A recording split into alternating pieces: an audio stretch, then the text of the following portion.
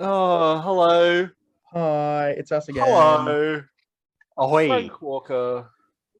national tiles. Perfect. We have brought along someone for a tier list. Again, we like getting our guests in.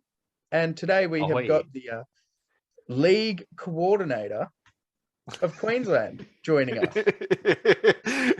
The air of self-importance is... in title, not responsibility. The Robert Gulliman to Lockie's Horace. Ooh, okay. Oh, right. That's a fun Horace Heresy reference for anyone out there. Yeah.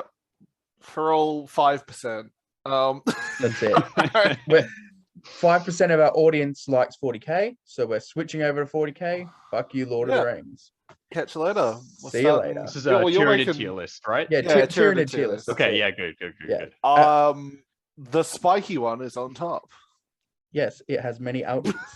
We're here for another tier list. Another fun one. Yeah. We got another triple alliance. Triple alliance one I'm super fucking excited for. And I know Liam is going to fucking punch me down to the ground. Oh, big time. Yeah. So, Pat, you're here to mediate and save me. Wow. The message that I quite literally got on Facebook from you was you'll be a good mediator because when Dale pops up, Liam will want to dump them all in low tiers. Ha ha ha ha. So yes, I think I need to be the voice of reason and strike a balance between you two animals. Yeah, that's the only reason you're here. Pretty much, yeah. I mean, pretty much. That and you play Survivors. I think that's kind of... Oh, I mean, that probably contributes a little bit to my presence, but yeah. Hey, look, you've done pretty well with Survivors, so you're definitely our first port of call when we decided to do Lake Town. So, yeah, they're good fun. Why are you making it sound like he wasn't? What? We definitely approached 5 other people. Pat, I'm sorry. Yeah. No, look, it's all good. I'm Franklin was first, and then we asked Reese, then we asked Cal. These are all people that don't even play Lake Town. And then we So what you're saying is that on a tier list of Lake Town players, I'm in the C tier. That's what you're saying. That's kind of the vibe that I'm getting, right? You're in S tier because no one else plays them here. Okay. Look, here anyway. Yeah, well. Oh my god. Well, yeah, we're jumping right in with just the worst fucking dude. Fucking Alfred. What a dickhead. What a fucking asshole. The man, the myth, the legend himself. So this Alfred is just regular Lake Town. It's not Survivors, is it? Yeah, but he's in both. Yeah, a few of these are crossover into both, but specifically at the moment, this is just regular Lake Town, yeah? Yeah, so we're doing Army of Lake Town, and then we're going to switch to Survivors. Army, they're basically the same list with pretty much 2 fucking differences. But look, Alfred in any list is actually really quite good, and I hate that he is. S tier. Honestly, that dubious council special role is way too good. If you're not taking him, you're doing something wrong. I mean, there's a lot to Alfred that I think a lot of people overlook, in that he's better than people probably think he is. I know one of the big things that always catches people off guard, he has 3 will. Yeah. Right? Like, why does this dude have 3 will? The amount of nature's wraths I've clutch saved because Alfred was just in the right place at the right time, or scenarios like that, or you have...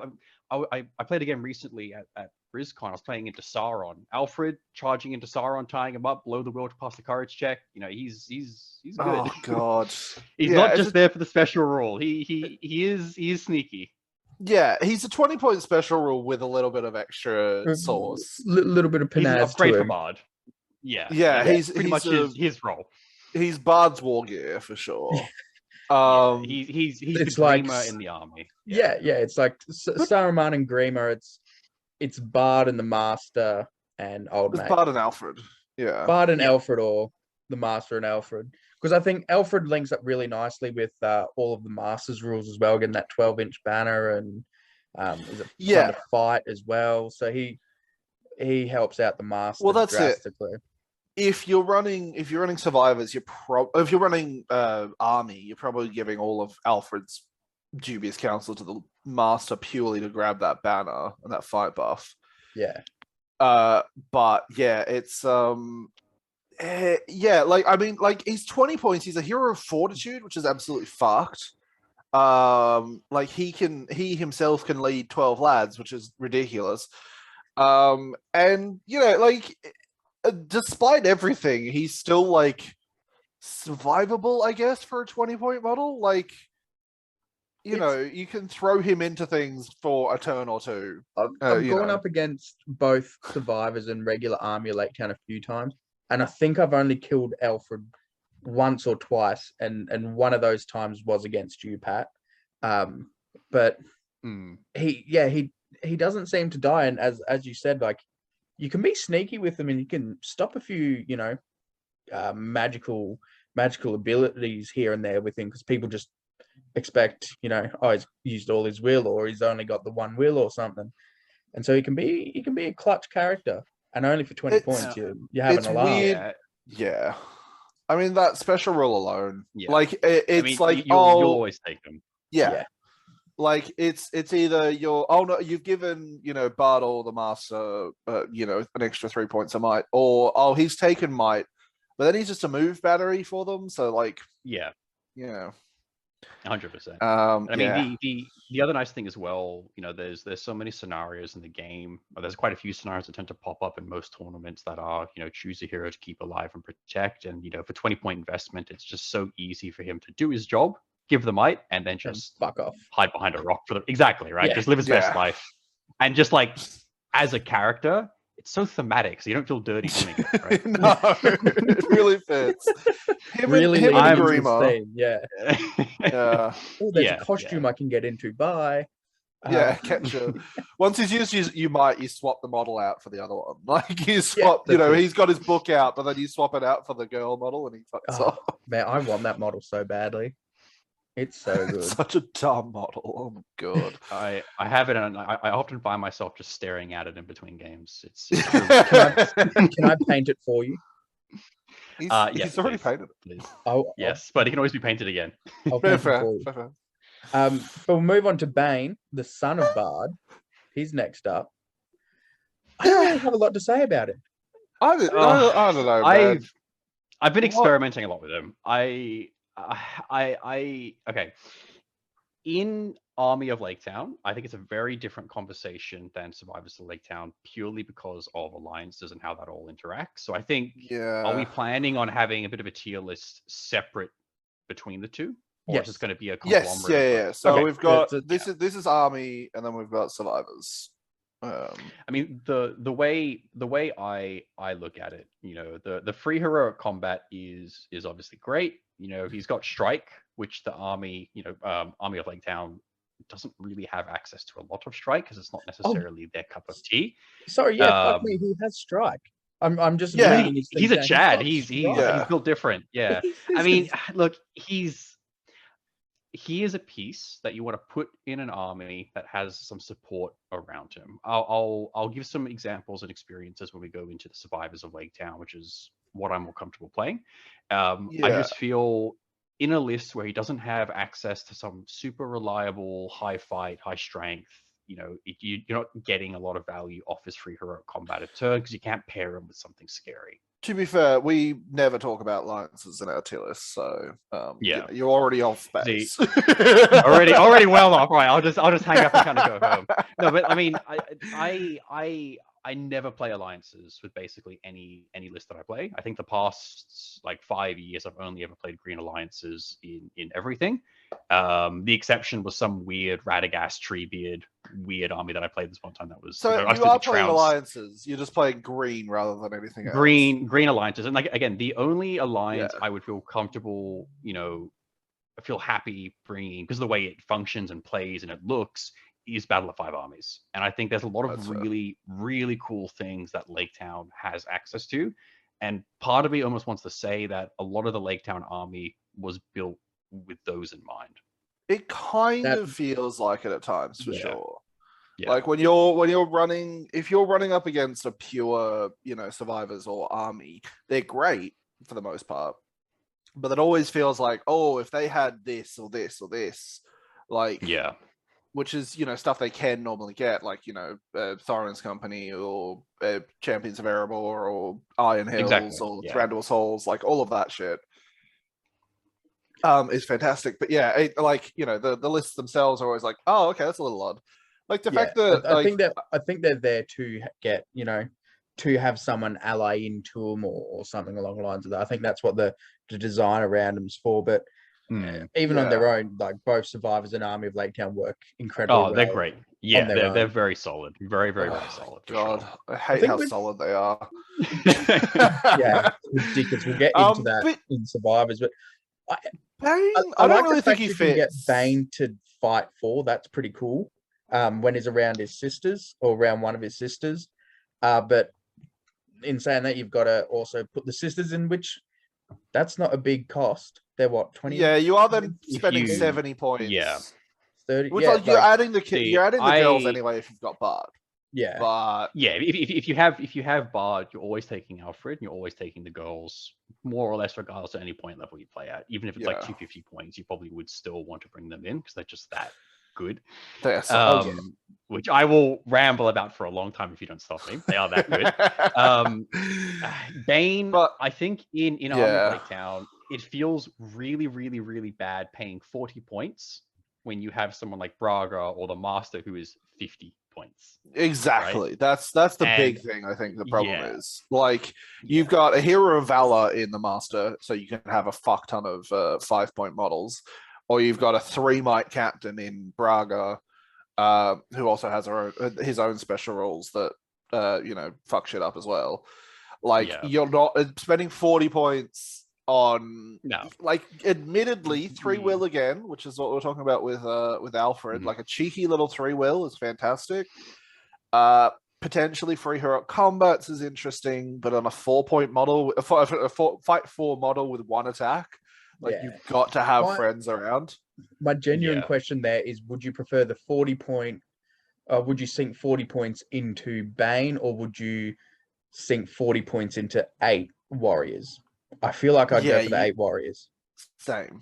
Yeah, I think I would as well. Or even I would just take the captain. Yeah, exactly. Or even an extra point on you get so much more.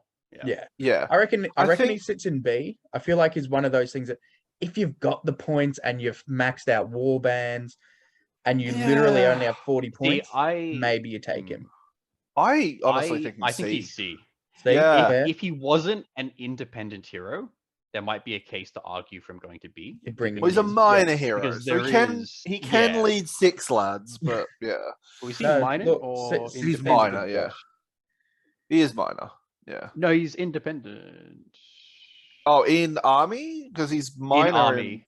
Oh yeah, he's in Army of Laketown. He's independent. Yeah. Yeah. Sorry. So he can't. Yeah. No, all good. I was like, have I been playing him wrong? No. No. Yeah. If he could lead minor lads, He's minor in Survivors as well. Yeah, but independent in independent in Army. Right. Sorry. Army, yeah.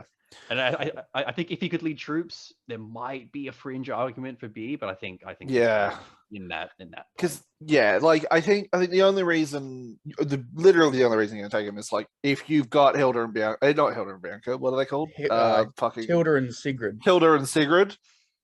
Yeah, if you've got those two and like you've got some spare points, like throw him in, and then he can go with a different hero to give them a free hero combat. And Bard can also do his thing if they're both within 6 of the 2. But then it's like, No, I think C's a good spot. Then you've convinced me. Yeah. Didn't take much convincing, but you convinced me. No. Bard is fucked. Just put him in S tier. This is even without the borders. Just put him straight there now. His balls are so big. This bottle does so much. It's ridiculous. So I do want to kick in here. Maybe I think in my mind in Army of Laketown, I think he's A tier. Because I feel like in Army of Laketown, you want to spam out your troops. You just want troops. You want the buff from the Master and Alfred, Braga, and the captains, and you just spam troops and get as many as you can. In Survivors, it's a completely different story. Yeah, he's an auto-taken Survivors. I will say though, I think Army of Lake Town is the one list that I feel like you can take Bard with Windlance and not have a shit time.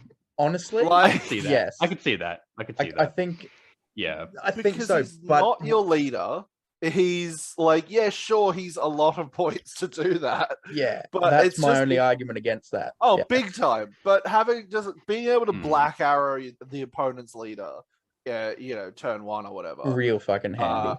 Yeah, and then he just leaves the Windlance. Like, that's kind of all. You're spending 75 points to kill your opponent or wound your opponent's leader or knock him off a horse or what have you, and then go in.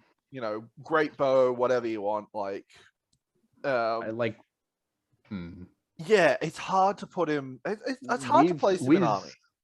With Bard, I think one of the big things as well is he still gets the 6-inch banner even in Army, but his banner and the buffs don't affect Braga or the Master of Lake Town. Yeah, and the Army bonus doubles the range in Survivors. Yeah, exactly. In Army, he still has it. I think the big thing, but it only Army, hits. It doesn't actually hit. Doesn't hit Master. Doesn't hit Braga. No, yeah, it doesn't hit Lake Town Guard or anything either though. It's only militia. It's just the militia. Yeah. Yeah. So it doesn't even work on the guard captain or militia or Lake Town Guard or whatever. Like, and even if it did hit the Lake Town Guard, you've got the 12-inch banner from the Master. So that kind of negates the need for Bard's banner.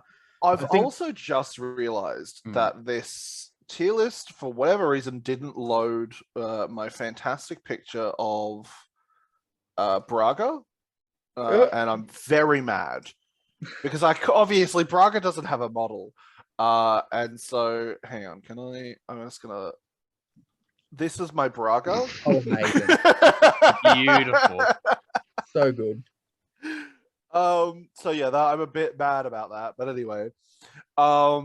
Sorry. Yeah, I actually do think maybe he might be A tier, just purely because he's a lot more expensive in Army for not as much. Yeah, he's a beat stick in this Army. Yeah. And that's it. Whereas in Survivors, he's a beat stick and so much more. He's the I think the big separating thing with Bard and like in the 2 Lake Town forces that you have, I have never seen Army of Lake Town personally played above 500 points. Yeah, I think it is a list that is definitely, it's one of those lists that is, I feel, more suited for lower point games. Not to say you can't play it at higher points, but I think there is that kind of sweet spot where this list does excel. And I think in that particular sweet spot, it is difficult to take Bard, as good as he is. If you were playing at higher points, I think his value as a profile increases. But I think if you play it at higher points, the Army kind of decreases. But that's I think part of the issue there as well, because at higher points you put Bard in, but you've probably got Braga, and then suddenly you've got 3 inches of lads that can't be in his heroic moves, which is a bit fucking weird. Though, to be fair, anti-synergies can come in handy for sure. Like, if you've got suddenly a 3-inch bubble of lads that can move after your original guys, like, that's kind of interesting. Mate, I love the anti-synergy of the Wild Chieftain. Especially stop. Next to Barrow. Shut the fuck up about your fucking dogs. No one cares. No one gives a shit about the Wargs. Everyone loves Wargma. They're my puppies. Oh, I fucking hate them. It's all he is anymore. He's a shell of his former self. But yeah, we don't have Braga, but I think Braga's probably in this list. I would say S tier. Yeah, I think so as well. I mean, he has like the kind of pseudo master of battle. Like, it's basically the same thing on a 4+, which is just amazing in a list that is potentially might starved. I think the biggest and most important thing about Braga, he has heroic defense and 3 might. Exactly. He is your answer to like a Balrog or other scary things. You just kind of throw him in there and you just go, cool, roll 6s. I got my 50-point model. He's got 3 turns in him. Just have fun. Yeah, as long as he can get in though, which he is courage 3, so iffy sometimes for sure. But yeah, I think that's the thing. Like, if you are in a situation where you need a hero to live, for stand fast or what have you, You've got 3 points of might to heroic defense forever. Yeah. Like that's pretty solid. And just having 3 points of might in this list, he's the only model other than Bard, and he's 50 points. Yeah, on a 50-point model, if you can throw a 50-point model into the Balrog, as you mentioned before, you're fucking laughing. Hold that Balrog up for 3 turns. That's usually enough to drop plenty of fucking goblins for you then to swarm in and hopefully strike up and kill that thing. But yeah. The big thing this list does not have is strike, though, to be fair, which is probably another reason you'd add Bard, but yeah. No, it's very, he's very solid. Like just that rule alone of a pseudo master of battle. It is essentially master of battle as long as you've got the master of Lake Town and he's got will. Whilst so we've put him into S tier. Yes. Whilst we're on to ones that we don't have pips for, there's 3 dwarves you can take with Army of Lake Town. I believe.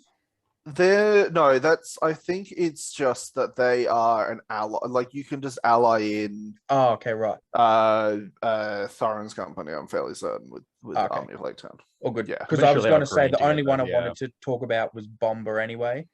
Bomber with Army of Lake Town. There's three dwarves you want to take with Army of Lake Town. That's like Biffa, Bomber, and like maybe if you really want some solid shit with like a Dwalin or something like that. The will farm of Bomber onto Alfred, onto whether it be the Master or then onto Bard is it's a might battery that is just fucked. Yeah, it is genuinely I've seen that fast. Combo cripple armies. I hate it so much. But no, that's an alliance, so we're not talking about it's an alliance. Fair. I thought they were part of it, but no, fair enough. No. So Captains of Lake Town, boys. They're good. It's a captain. They're cheap captains. Cheap 2 points. They see. I would almost prefer if the captain was 1 defense lower, but had an option to buy a shield, just so we have access to the shielding wall. Because they don't come with shields, and I think that's their big Achilles heel. Because I feel like whenever I play captains on the tabletop, that's their job, is there for heroic moves and to give a little bit of pressure, but just to drop them into a tight area and just hold a line a bit more lively than your average troop, I think is really important. Yeah, and the fact that they only really get the 2 attacks. I mean, they obviously get the banner reroll. Chances are they're going to be getting the banner reroll with the master in there anyway.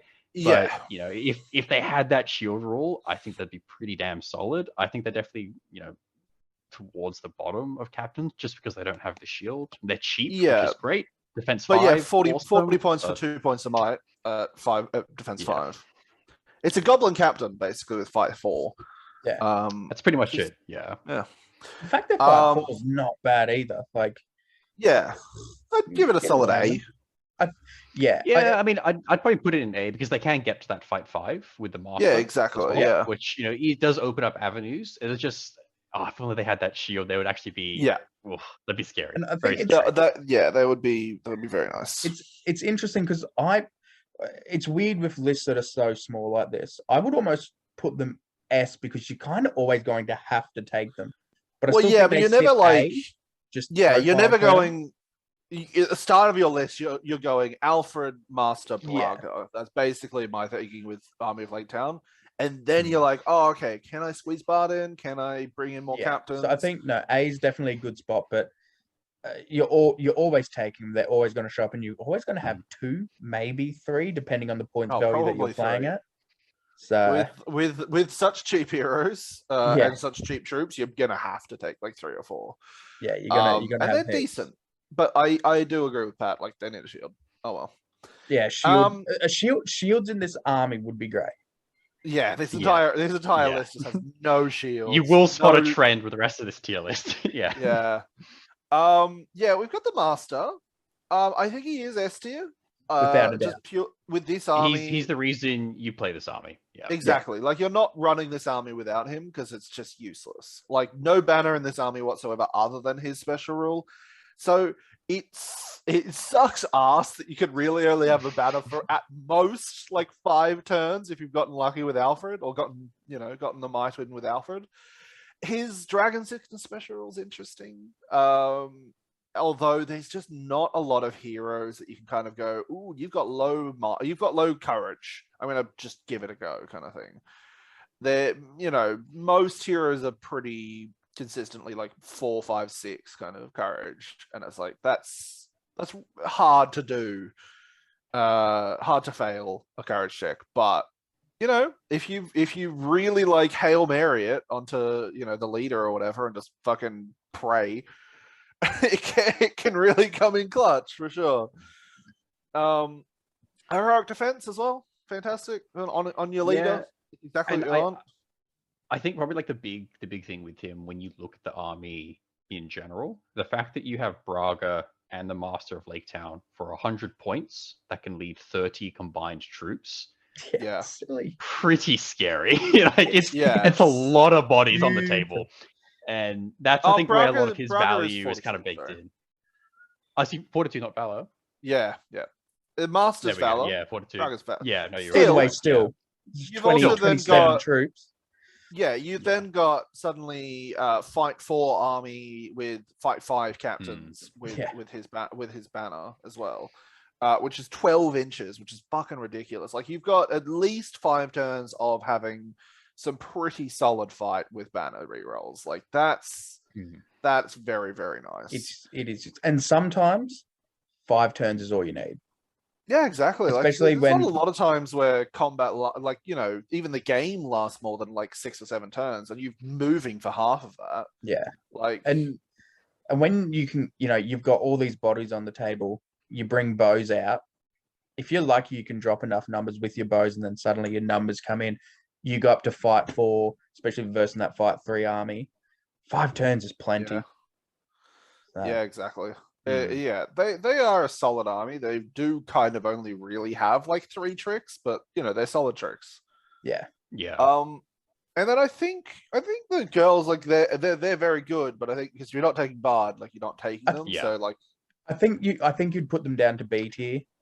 I think you're not taking Bard, you're not taking the girls. Well, that's it. Like, that's true actually. Yeah. There's also the opportunity of just going, I'm just taking Bard. As much as they do buff him up for that extra 1 fight value, part of me would probably still want to spend those 30 and points free heroic combats. Yeah, true. I forgot about the free heroic combats. I think probably might a be good way to enough look to at chuck it. them up. So when I look at survivors specifically, which is a list I'm more comfortable with, I'm almost at the point where I'm saying I'm taking Bard because of his daughters.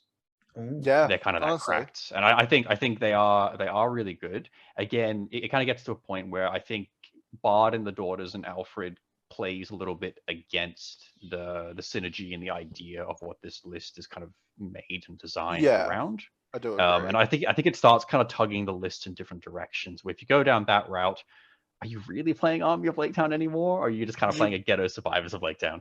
Yeah, you're playing Survivors of Lake Town. That's kind of what ends up happening. Yeah, you're playing Survivors of Lake Town without shields. I mean, it's just they kind of then become the same list and like just a little clunky. Which I do. Yeah, I do think that they. I might even put the captain above Bard. Actually, now that I think about it, I probably would as well. Yeah. Fuck out of here. Yeah. I think Bard very, very good, but yeah, I think if you're having to take the girls with Bard, like that's a lot of points that you're spending on Bard, who isn't really like as good in this list specifically. But yeah, I mean, in the list, like these are some very solid lads. I think in general, they do some interesting stuff. The list is very nice, but I think I kind of prefer Survivors over Army. Yeah, no, definitely Survivors. I think that's a better army. Last look at Braga. Oh, hi, Braga. There he is. I close my eyes and I see him. I cry. Lego Braga isn't real. It can't hurt you. Lego Braga. Lego Braga. I'm just gonna straight off to therapy. He's coming. He's in my window. He's outside. That is what the Balrog sees when he's squaring up with Braga. Balrog's in shambles, sweating bullets. Yeah. Oh my god! I'm gonna bring a Lego Braga model to all of my. Please, just for when you burst the Balrog. Yeah, if I ever play Army of Lake Town, I'm bringing a Lego Braga. But yeah, Survivors. Sorry, Army of Lake Town done. Warriors. Their warriors are just kind of like I don't know, 5 point. They fight 3, which is really nice. They only encourage 2. Yeah. They don't get shields. I'm gonna go through a bang 1, 2, 3 with these boys. All right.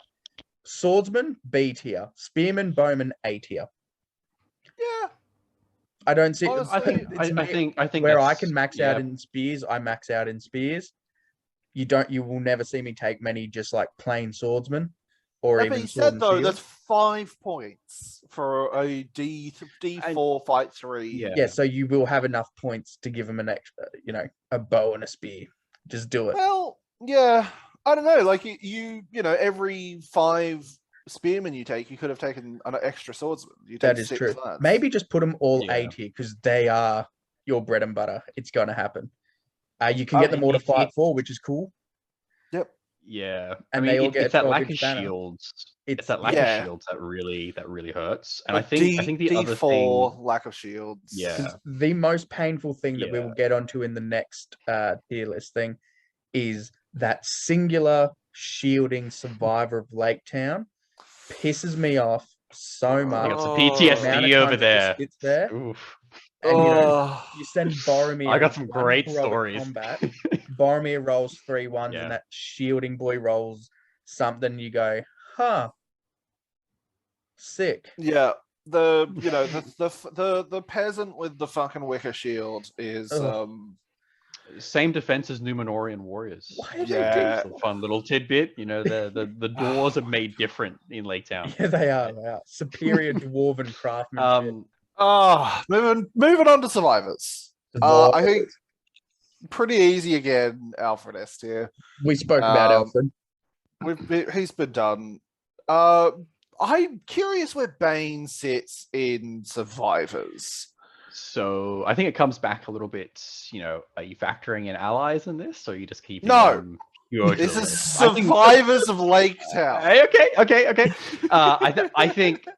I think he's probably B or C tier. I think maybe you could make an argument he's better in survivors because he can at least I lead troops reckon. in this list. But there are a lot more contention slots of heroes you could take to lead. This is true. So it's a bit more. I mean, I would probably be less inclined to take him in a pure list here. I will than I say, would be. I think the ability to give other people a heroic combat in this list is much better than it is in Army, purely because then you can go, Percy's going to come get a free heroic, Bilbo's going to get a free heroic, like anyone he's with, he's going to get a free heroic, and potentially fight 4 potentially with a strike if they really need it.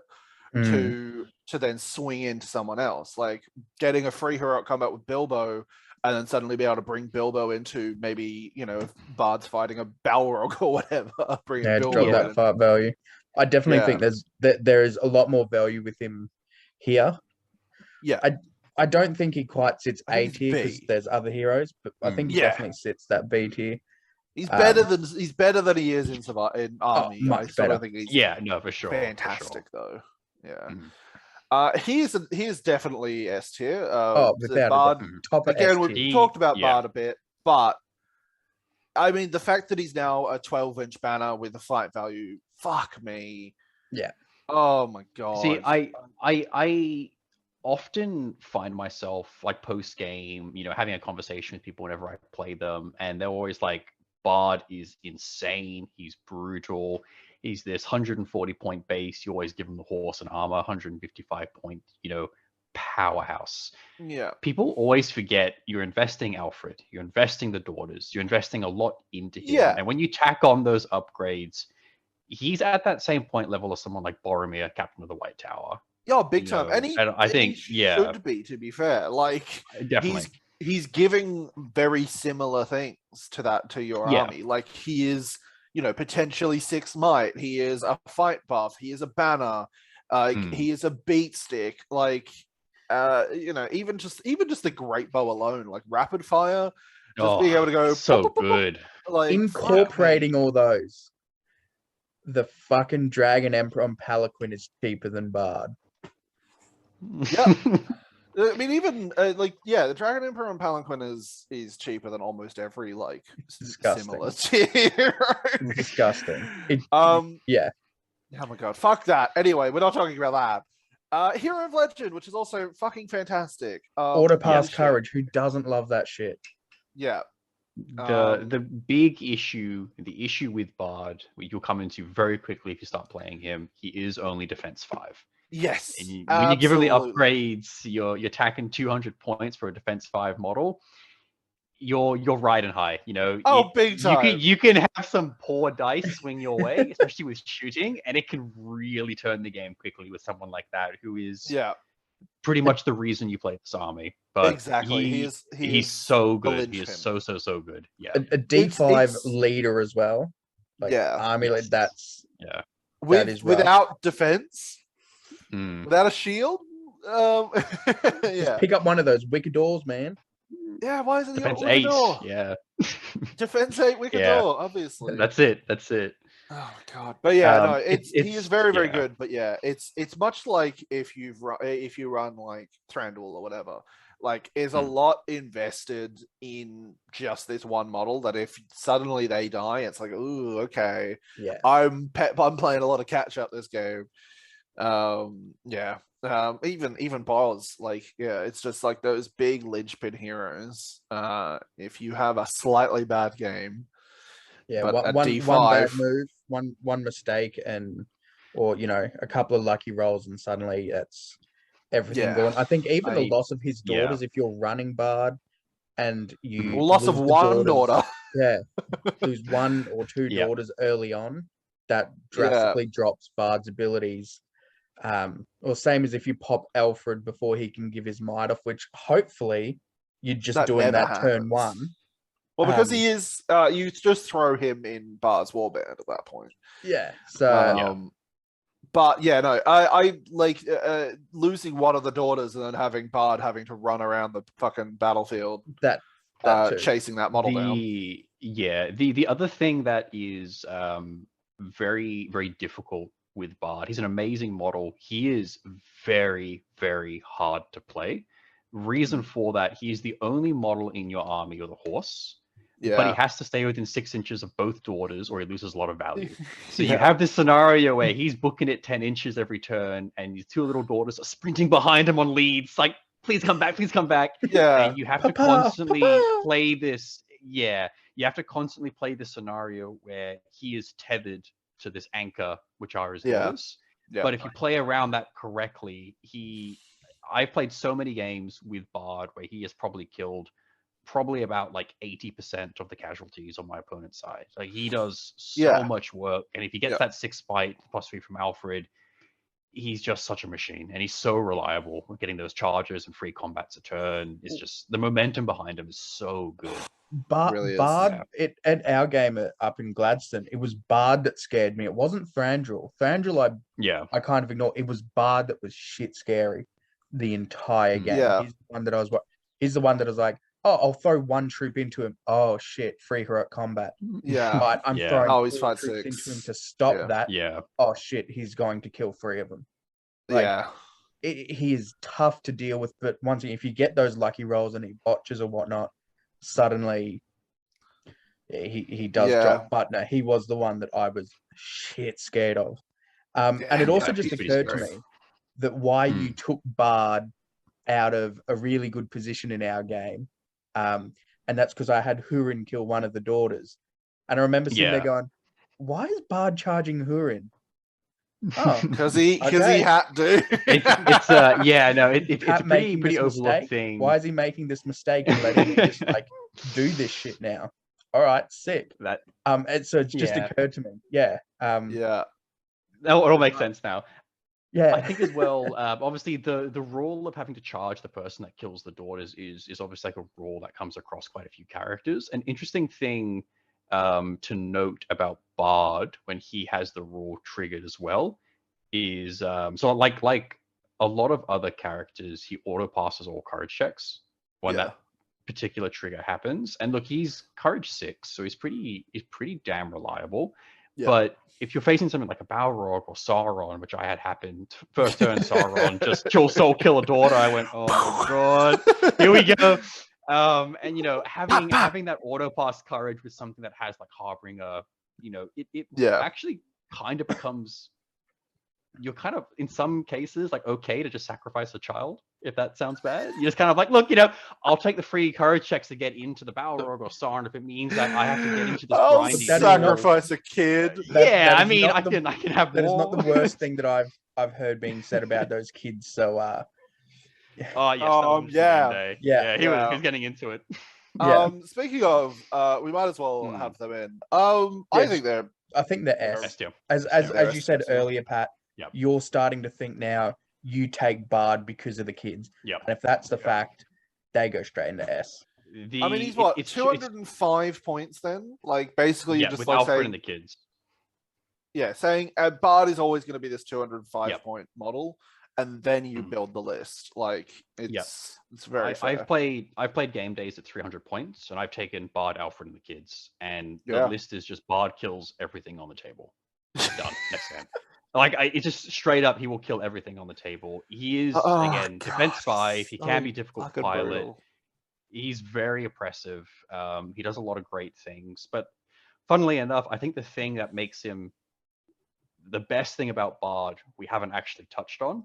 Ooh. In Survivors of Lake Town, it's the 12-inch banner effect. Yeah. Oh yeah, I said that briefly. Yeah. I mean, as you know, like the PTSD flashback from Sean, you get these one Survivor of Lake Town with a shield. Yeah. You know, I'm going to shield 2 dice, banner effect. I'm rolling 3 dice in this fight. Yeah. And it's like this little cheap peasant model. Oh my god, they do things. They really are clutch. Oh man, we'll get into the fucking refugees in a bit, but the only thing that kills those are bolt throwers. That's the only thing that'll kill those. In droves. In droves. Yeah. Yeah. Look, I also just realized that those 2 toddlers are running faster than goblins, and I hate that. Faster than dwarves, I hate that. They have good genes. Yeah, my god. They're escaping Bilbo. their country fast. Bilbo. I love Bilbo in this list. I think he's an amazing addition. I don't think he's S tier. I think 90 points is a lot when you look at what you can get in this list for 90. I think he's a very strong A. I think his value is one of those characters in certain scenarios he can win you a game. In other games, and I'd probably say in most games, 8 out of 10, 7 out of 10, you play him. You know, he's basically a might battery with some shenanigans. Sure. So Liam, I know in our game that we played in Gladstone, he killed Galadriel, just running behind lines, facing through. Well, that was because you were using two attacks, but that's, you know. Yes, which we did, yeah. It was a broken Bilbo, but that's fine. Broken Bilbo. He was particularly juiced. I think the best thing about Bilbo, obviously having the ring is really amazing, but it's getting an elven weapon in the list is particularly helpful when dealing with certain things. I mean, the thing is as well, like I was saying before, being able to throw him with the ring into, if you've got, you know, the combat with Bard, that free heroic, or, you know, a free heroic from Bain, or just like, you know, a particularly nasty hero that you just want to keep locked down. He is great. He is fantastic to just lock those heroes down. Especially with not having to suffer the what's it called that Frodo does with the ring. He just chucks the ring on of Sauron or whatever. He's good to go. That's why I fucking think hate that. He's amazing in this list. I don't think he's S tier.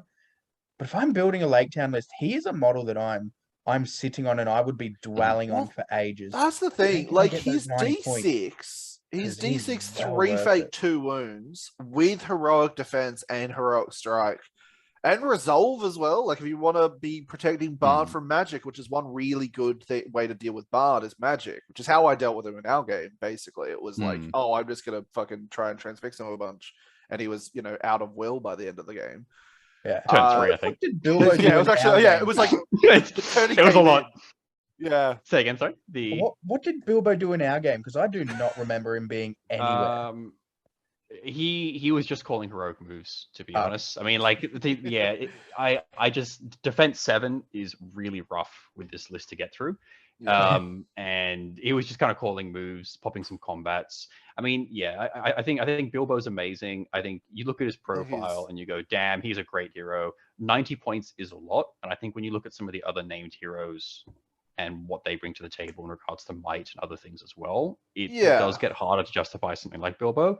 I think in higher point games, he obviously gets more value because there's more threats being bought, and the ring just kind of naturally gets more valuable at that kind of level. And that elven weapon is so helpful, and it comes up quite a lot as well. Yeah.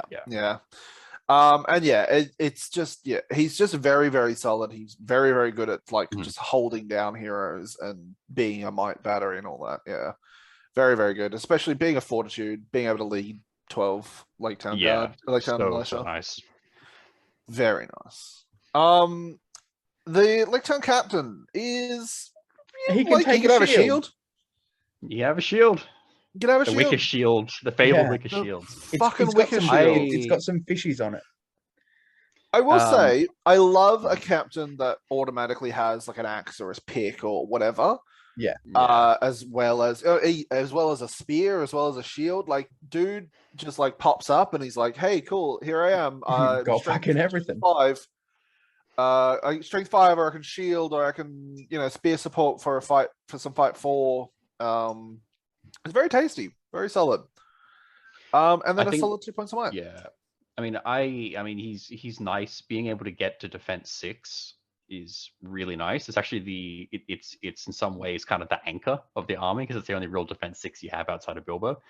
And that's kind of nice. And obviously, if you give him the shield and he's shielding, you get 4 attacks with Bard Banner reroll, 5 dice potentially with the Bard Banner reroll. Yeah, it's pretty reliable.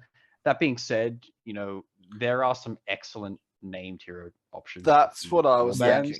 Yeah, I think he's probably ahead of Bain, but I probably think he's nestled in that kind of B tier. Having March is always really helpful as well. That's kind of the only real reliable way you can get it in the army. So, I was tossing up with the captain whether he's upper B tier or lower A tier. I think he's definitely got a place in the army. That that D6 shield. I'm a big fan of that. I feel like I rate him more than what's the named hero, the female named hero in this list? Hilda, it's not Bianca? Frida. Hilda. Yeah. I think I rate him over Hilda. Well, that's what we'll get into her in a bit, but I'll get there in a bit. So I would want to put him in that low A tier as opposed to upper B, because that as Pat said, 5 dice, shield, 6.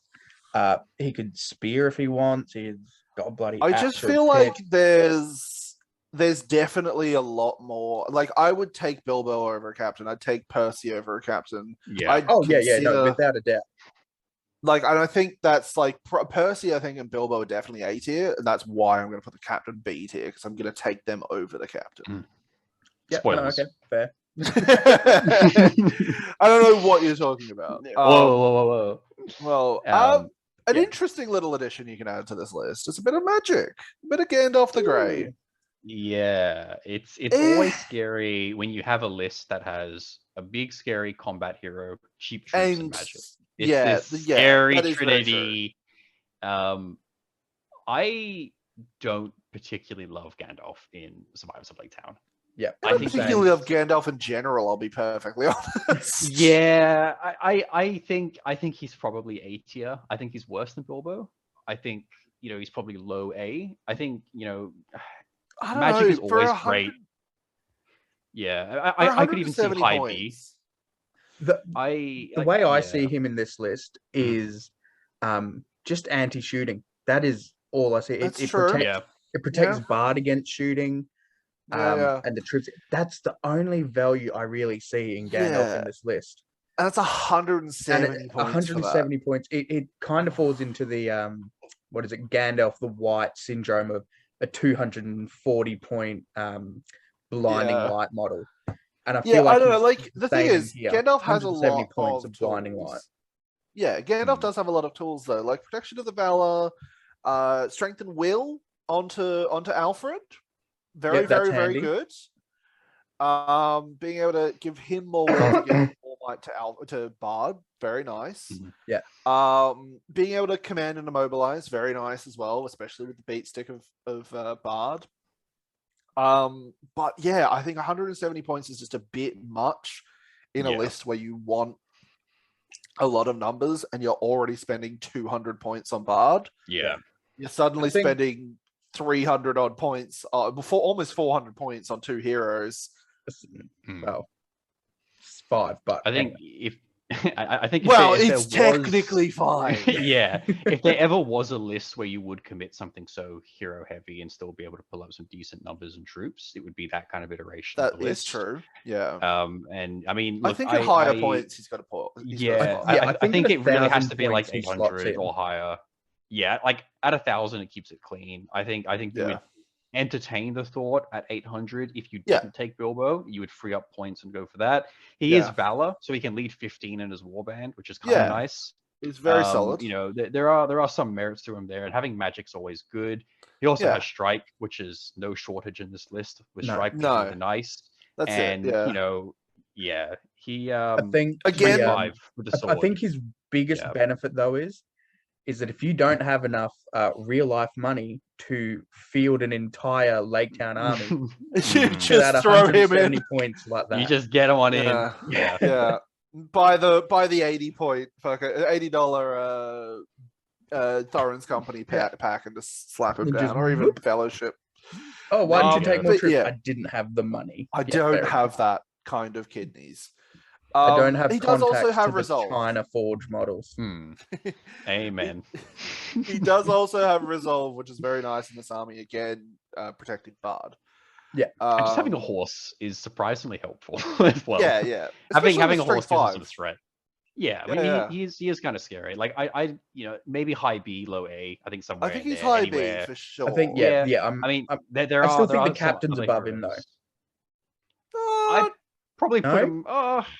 Yeah. I personally rate the captains. I think in more games than not, you would find the captain to be more useful. But I think again, it kind of depends like what kind of point level you're playing at. If it's 600 point captain every day, if it's like 1,000, Gandalf's probably better. So it does. I think they're interchangeable because it's like, do you want to be able to have 4 or 5 captains? You can have almost 4 captains for the same price as Gandalf. Oh, I'm doing that every day. Which is fantastic. That's 6 might, 8 might, and fucking all this solid defense, solid abilities, that kind of stuff. But on the other hand, is Gandalf with the protection from shooting, with the ability to be able to give will and protection of the valor and all that kind of stuff. He's bringing a lot to the table as well. So I think they're interchangeable depending on points. Yeah. I probably would say as well, I'd go as far to say in our meta that we kind of have in the tournaments, there's not a lot of players that lean heavily into shooting. I think we have seen more siege weapons sprout up in the past 6 months. Yeah, there's a lot of siege weapons. But I think that, if you were playing in different locations and different places with different armies, his value would probably go up more. And I think that what we experience here, I think Gandalf is a very Swiss Army knife that can deal with certain threats. And I think that a lot of those threats we don't see a ton of. I think we're always correct. Yes. I think our tier lists are always correct in every region, and everything you've just said is completely wrong. But that's so fine. You should commit to getting a tattoo of this tier list on your arm. Yes. In it. Yeah. Okay. All metas. I respect it. All metas are our meta. Our meta is the number one meta. We are that advanced. We're that far ahead of the curve. We are a day ahead of you guys, so our meta is correct. Yeah. You might get your every buildings day before me, but our meta is right. Every day our meta is correct. So Hilda Bianca. I love her name. I really do. I'm not sure where she sits. I'm really not sure where she sits. She's awesome. Put a spot. Give her a spot. I'll go out and say it. If you're paying 30 points for a hero of fortitude, that alone is kind of nice. I mean, it's fun that she has heroic strength. Like she's 3 might. One might. She's got heroic strength, and again, like the reason you take her is, you don't want to pay up for the captain, and you want to run an extra, 2 lads in the warband. So you can grab her and 2 troops for the cost of the captain. and yeah, you lose a true. point of might. And I mean, the special rule, what is it? If she charges, militia within 3 inches get +1 to wound. If they charge, Very nice. Yeah, that is nice. You'll find in this list, you'll often have like twice the might store of your opponent. Most turns I play this game, I'll call a heroic move just to kind of put some pressure on my opponent, make a mistake, or encourage them to do something to match me, because I'll always win that resource war. So It's them getting the charge in, it's Dunedain with it's numbers. reliable. Honestly, I mean, the 800-point games that we were playing at, I think I had either 15 or 18 points of might. And every turn I was 3 or 4 heroic combats.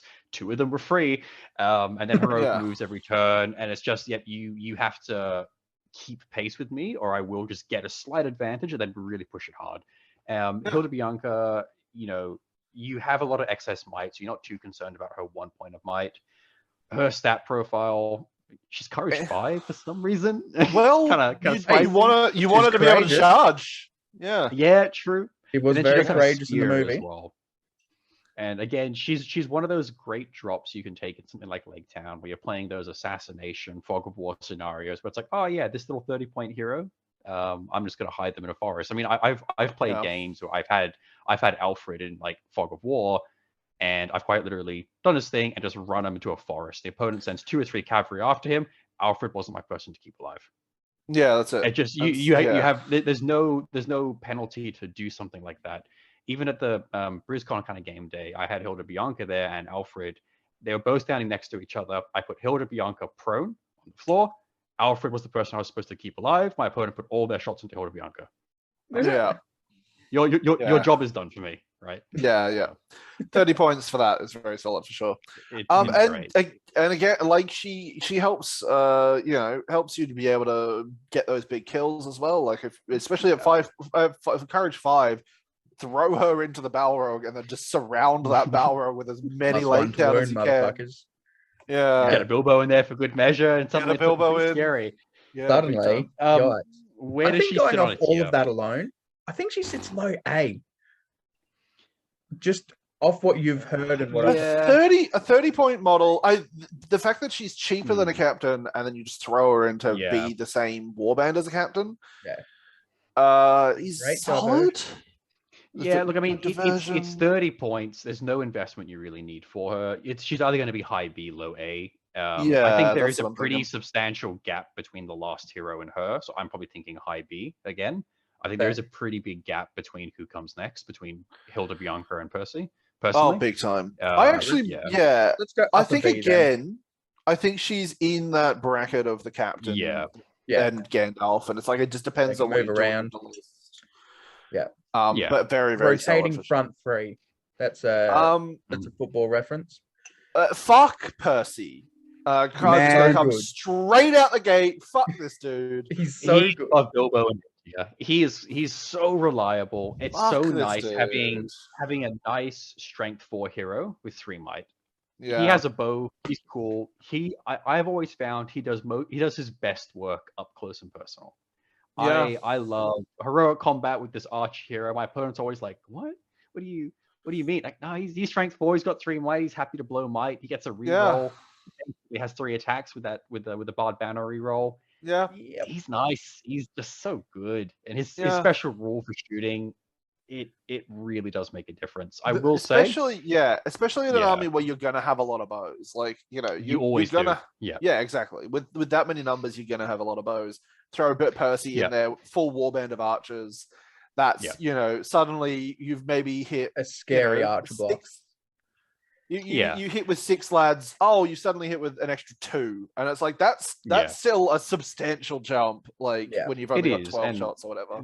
The only thing that I think is the archer kind of shooting buff, the rerolls 1 to hit, doesn't apply to Bard. Is worthwhile to keep in mind. Fair, but a lot of people often end up reminding me. I'm like, no, it doesn't work with Bard. It's just himself and the boys. And the boys. Just reminiscing on our last game again, Pat. Percy stood in front of Ingold that entire game, essentially. And the only reason my line did not break then was because Ingold told the rest of the troops not to move. Because that 3-inch no move.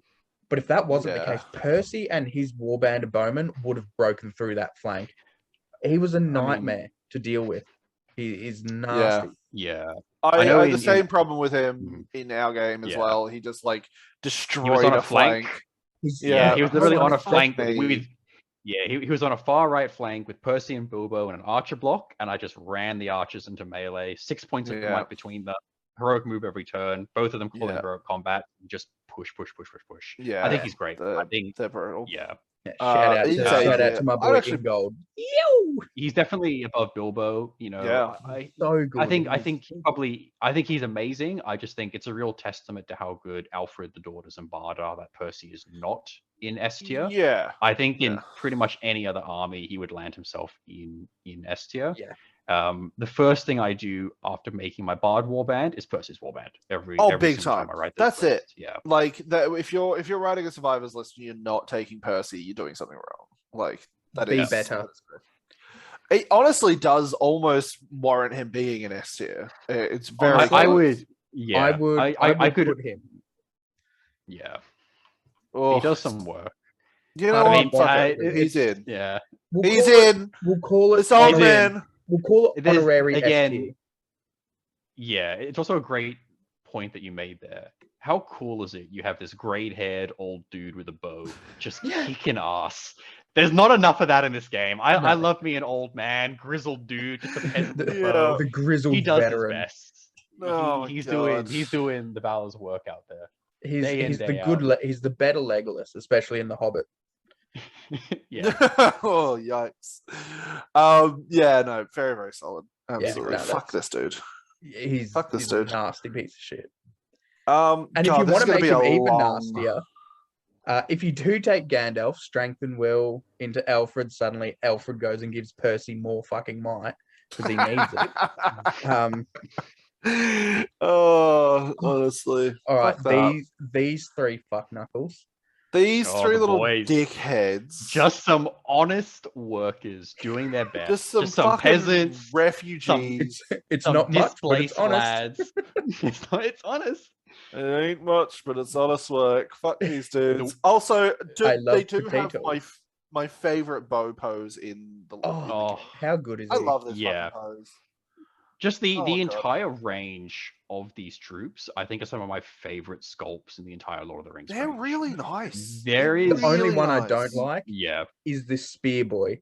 I hate the sickle spear boy. I really What? dislike him. Okay, so what I hate about these models, what I absolutely despise about these models, is they're wearing like sheepskin, like robes, like Yeah. nothing. There's not a bit of fucking metal on half of these fucking dickheads, and yet they're base D4. Their Fucking hell. weapons Yeah. are barely armor. Yeah, Oh, sorry, their weapons are barely metal. Like yeah, they barely have any I- metal in their weapon, let alone their shield, let alone their body. A couple of them have like Lake Town like helmets and some pauldrons. They've both. been licked by the fire of smog, and because Yeah. of that, they've reemerged, rebirthed as new men. Just like hardened veterans. You know, they've done 6 tours Yo. each. These guys ain't fucking around. Like Oh my I God. just to put again, like it's not just the peasants here. It is Bard's effect with them. Yeah, The oh, Gladstone big tournament. One of my favorite games I've ever played in my life. I Was was against me and my bolt thrower. Oh god, no! It was against an Urukai list with 2 Oh, of the yes. siege weapons. Yes. There were, I think there were 50. 54 Urus.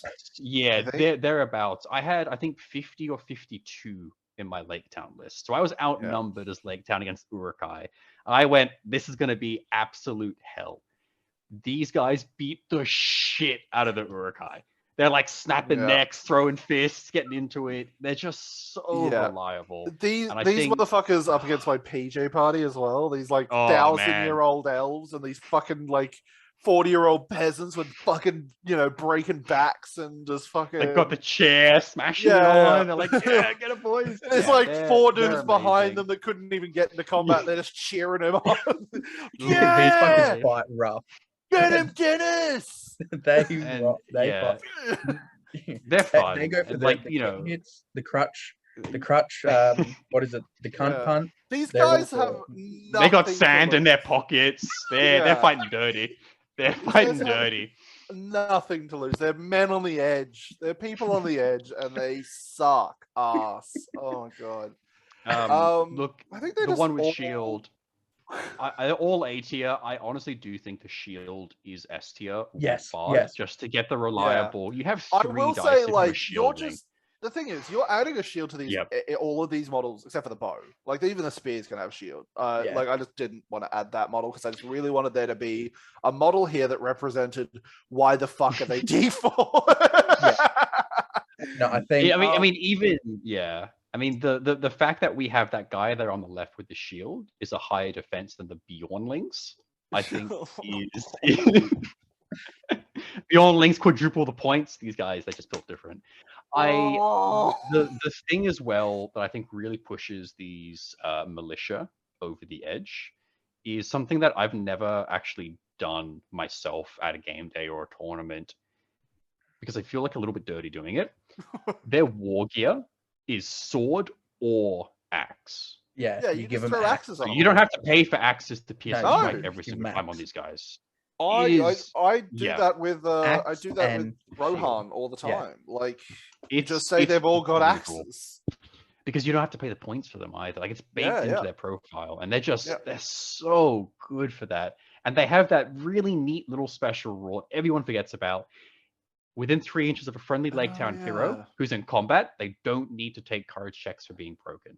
So Now, you can't Lake Town even- obviously, yeah, Yeah, they're hard to break in general because there's they so are. many 'Cause you models have all the time. Bard and you have lasers and bubbles. But start of a turn, get a hero into combat. I'm gonna charge Percy to stop his heroic standfast. Yeah, Order and you're pass like, courage checks. Cool, done. yeah. All Yeah. you've done It's is just- created yeah. a 3-inch bubble of me passing. Yeah. Especially on what is already a courage 4 hero. Like Percy was probably gonna struggle with that courage check, and instead, what you've done is made it easier. Made it easy for Yeah. everyone. Yeah. I reckon. I reckon we bumped the shieldman up to S. I think just Yeah. in general, anyone in this army that takes a shield is just S tier. Just fucking put them all in there. Fuck it. Like especially Fuck it. having that many 6-point bows as well. They're definitely S tier with Bard. I do Percy. think there's a pretty big gap between Bard. the bows and spears, but I think there's probably a good case all of them to be up there as some of the, I think the most point efficient troops in the game. Yeah, They I are am calling this really a good. spearman with shield at this point, Yes. really. Because you're just paying that extra point. You're paying 2 points more for the spear and shield rather than 7 just point the spear and shield. Fuck me dead. Yeah. So good. Yeah. I hate these Imagine guys. winning a tournament with Survivors of Lake Town. Yeah, it's a bit cringe, isn't it? Yeah, I know, right? Yeah. Oh And my we won't God, get into fuck the this. allies. We won't get into the allies. We So, won't you know, get we into get the better. allies. Bring in Thranduil's Hall. Oh, Oh my God, Yeah. bring in fucking Thorin's. What is Thorin it? on the goat. Yeah. Oh, In all Fuck honesty, that. though, Survivors of Lake Town is incredible army. It's I hate really good. them. The synergy, from the a- alliances that it can take, even though we're not talking about them, but the alliances that it can take just makes this army They everything. are- It's incredible. It can deal with They are, yeah. I think they are without a doubt easily, on a meta standpoint, top 5 armies in the game. There's probably Oh, an argument to be made top 3. I think they're up. I think Angmar will always kind of sit up there towards the top, but I think they're definitely in that upper echelon of armies. They have so many tools, so many options. And They just are- a horde. Yeah. Just a horde. Yeah, it's a Numbers, forgiving beat army to sticks, play in a shooting, lot of times. Yeah, It's got Yeah. everything. It has got everything. I think Magic, any army fuck. that can max out numbers and can still bring in a 200-point horde hero. shooting, a 200-point Yeah. hero, multiple 200-point heroes, essentially, depending on if you Yeah. ally. Like, I know we don't go into allies, but your Lake Town list for Gladstone was Bard, Thranduil, a bunch of elves, Percy, the kids, Alfred, And Bilbo. I did.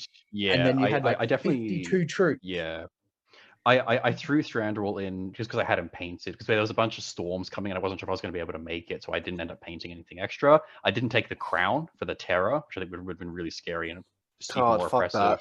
Yeah. I will say Thorin on a goat with free heroic combats Yeah. alongside Bard, free heroic combats. Disgusting. It is so brutal. You're literally like the pair of them are reliably taking out, 4 to 6 models a turn. Yeah, big and time. your opponent just sits there just hemorrhaging. And they go, Yeah. what the hell do I do?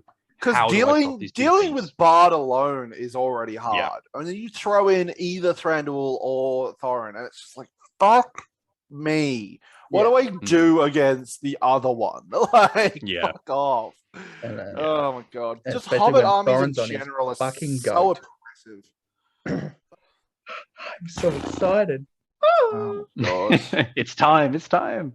It's time. It's time for Dale. Dale. Dale. They're all right. Dale's fucking amazing. They're all They go right. hard. This is the real reason Pat's here. This is the real reasons here, to keep me down and to give some reason to Liam. I got a dragon. Look. I have so much to say. Dale's all right. Like, fucking, I don't know. After coming off of Survivors, they're fine. Yeah, look. I would definitely still rate Survivors over Dale, which is hard for me to say. I think you rate Survivors over, as Pat said before, nearly every other army in the game. Yeah. The thing is, very few. Dale are good. Dale are very good. But I'm never looking at them on the other side of the table and going, "Oh, I have no chance." Sometimes there are scenarios where you have late survivors on the other side of the table. And you're like, "Oh, I don't have a chance." Yeah, no, without a doubt. Yeah. Even that game I had with Pat, my Gondor versus your late can that we've brought up a few times. Even though you said that's the one army you didn't want to verse throughout the entire tournament, I still saw your army on the other side of the table and went, "Fuck me, how do I deal with this?" It's just let's move on to the heroes. Prince Bard. Bard the second. Fucking solid. 3 might. Very solid. Strike, 3 attacks, D7, Wall of Blades. So nice. I've watched this guy go toe to toe with Amder and fuck Amder's shit up. Yeah, well, if Amder charges in and loses the combat, he's dead. The same thing. The second game, Rutaby. I went into Rutaby with full confidence and dropped him. I struck up, which gave Rutaby's 3+ Master of Battle, which he succeeded with. Was able to win it. Boom, she's gone. That's the thing. Like he's incredible. A hero. What I really do value quite a lot about this dude is that he's a hero that you don't want to charge because he's strength 4 with +1s to wound. Then, but if you're not charging him, he is then causing problems for you, by getting around the sides or getting into an area you don't want him or whatever you. Exactly. Really annoying. He's just a really annoying. He's another one of those heroes that if your opponent feeds that one model to him, odds are he's heroic combating. And suddenly I think his chances of winning that combat jump drastically. He has the unholy pentagram drawn around him, right? He's 100 points on the dot. He's 100 points on the dot. He is so easy to fit into any army in this list. Yeah. He's defense 7. It's just so reliable having that there. He has strike, he has 3 might, and he's strength 4 with 3 attacks. That's more than a pentagram. It's just he just keeps going. There's just so much to heroic it. defense, heroic resolve. Honestly, if I looked, if I looked at that profile, and if I saw he was defense 6, or I saw he was 2 attacks, I'd still probably pay 100 points for him. Honestly, I think he's really solid, and I think he picks up a hell of a lot of slack, and I think he's a really good addition to the army, and I think he is exactly what he needs to be. Honestly, if it wasn't for the fact that the Legendary Legion is like, oh, hey, here's Brand's going to be better, I would take him over Brand. Like, even though I it's would like as well. 10 points more, Yeah. I think he's more reliable than Brand is. No, he definitely is. Just in game itself, he's a lot more reliable than his father. Before playing these guys, and when I first saw saw their stats, I wanted them both to be 10 points cheaper. But now playing them a bunch, they're bang on. 100 and 110 points. As much as I'd still like them to be cheaper, they are at the right spot points wise. What I have also just noticed is that fucking Bard is an extra courage over his dad, which is just also just makes him better than his dad again. Like just being able to have a courage 6 hero. And again, he has heroic defense. I'm a big fan of heroic defense in case you really get into those situations. And I actually love the fact that we have someone like this who is reliable not to be a hero of legend, because you can just let him go and do his thing and you don't feel as bad or feel like you have to keep a routine of guards around him.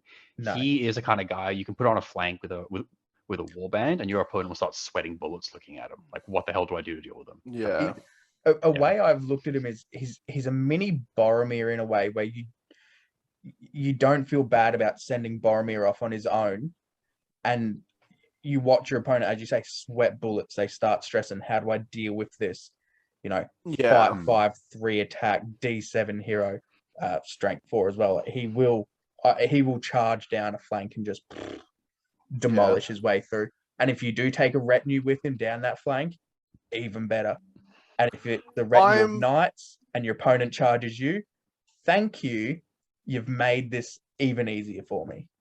I am hating where this is going because I'm not going to say S tier.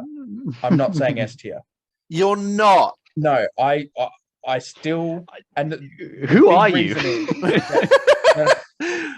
The big reason is because even after playing all these games with them, and I thoroughly enjoyed using the 2 of them, and that new Legendary Legion is great. Every time I play it, my mind always comes back to, fuck me, I wish I had Girion. See, I think it's some kind of like PTSD, some kind of like emotional Stockholm syndrome, emotional abuse bond you have with him, where you feel bad. You have to. I think. Because honestly, if I was running Dale today, if I made a Dale list, Girion wouldn't be on my mind. As good as he is, rapid fire is fantastic. He's three shots potentially. Hitting on 3s, fantastic. 75 points, he's really cheap, good. 3 might, good. I'm not seeing that 25 point jump being worse than Girion. The big thing for me there is maxing out on troops, getting more bows.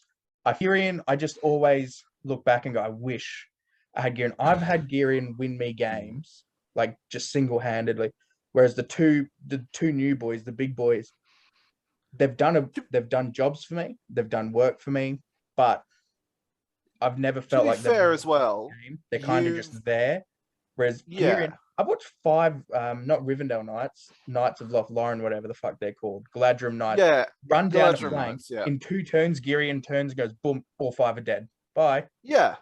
That's the thing. Like, if you're rolling well with your shooting, that's the big thing. Yeah. If your shooting is going well, then Girion's going to be good.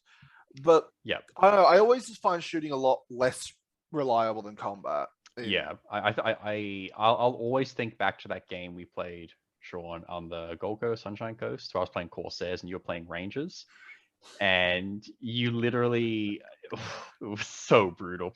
I have a similar experience with his Dale as well. It's just this motherfucker rolls way too good for shooting, and that's why he loves it so much. He rolls terribly in combat. It's just shooting. He just hit with shooting. Only shooting. I think if Girion was a hero of legend, which I don't think is unrealistic to No, play. I don't know why I he's think not. if he was a hero of legend, I could maybe say Girion is better. I think the fact that looking at his profile, he is significantly cheaper. You did bring me on to mediate. I would honestly feel more comfortable saying that Bard the second is S tier, and I do think he is just he's so reliable with everything he has on his profile. The other thing as well is like, Yeah. sure, like if you're taking the new heroes, like you're gonna take Bran because of the fucking dumb legendary legion. But if that wasn't the case, I would be running Dale with just Bard as my leader, and then like then hoarding out with troops and shooting there. Like, and that's 25 points more. You're not really missing out on like 4 troops or 3 troops. That is granted, his shooting is great, but like I then have Bard to throw in to their big heroes, who I would rate way better than Girion to be able to deal with that. Well, see, the way that you play Dale with Girion, if they're bringing a big hero, you're either just flat out ignoring it. Yeah, like going up against dwarves. There was Thrall in the list, and I looked at Thrall and I said, "All right, cool. I'm not messing with you. You can charge into one warrior each turn. That's fine. I'm going to surround the rest of your dwarves and kill them, and win the game. And you're going to do nothing." And that's how you play with Girion. And so obviously, like there is a big disparity in like how players play the game and their armies and everything. Look, I'm not going to say no to Bard or Prince being in S tier. My reasoning for not wanting to put him there and wanting to put him in A tier was just on a personal note. It was Girion.